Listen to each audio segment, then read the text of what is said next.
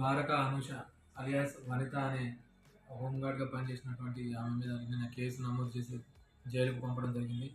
ఈ వేములవాడకు చెందిన ద్వారకా శేఖర్ అనే వ్యక్తి ఇచ్చిన ఫిర్యాదు మేరకు ఈ కేసు నమోదు చేయడం జరిగింది.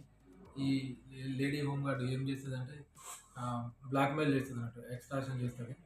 వాళ్ళ పాత ఫ్యామిలీ ఫొటోస్ని మార్కింగ్ చేసి అవి వేరే రకంగా పెట్టి ఆ ఫొటోస్ అన్ని వైరల్ చేస్తా, నువ్వు నాకు 5 లక్షలు ఇవ్వకపోతే నేను ఈ ఫొటోస్ అన్ని వైరల్ చేసి నీ పరువుకు భంగం కలిగించే విధంగా అట్లా చర్యలు చేపట్టడం, అవన్నీ మా దృష్టికి వచ్చి అతను ఫిర్యాదు చేయడంతో ఆమె మీద నిన్న కేసు చేసి రిమాండ్కి పంపించడం జరిగింది.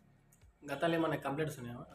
గతంలో కూడా ఈమె మీద ఒక వేములవాడకు చెందిన ఒక వ్యక్తి దగ్గర ఇదే విధంగా ఒక 40 lakhs దాకా పైసలు తీసుకొని అవి ఇవ్వకుండా అతన్ని కూడా బెదిరించిన సందర్భంలో అది గతంలో కూడా కేసు నమోదైంది. అప్పుడు కూడా ఈమెని జైలుకు పంపించడం జరిగింది. ఇంకా ఎవరైనా ఈమె బాధితులు ఫిర్యాదుదారులు ఉంటే దయచేసి మాకు ఫిర్యాదు చేసినట్లయితే వాటి మీద కూడా మేము చర్య తీసుకోవడం జరుగుతుంది.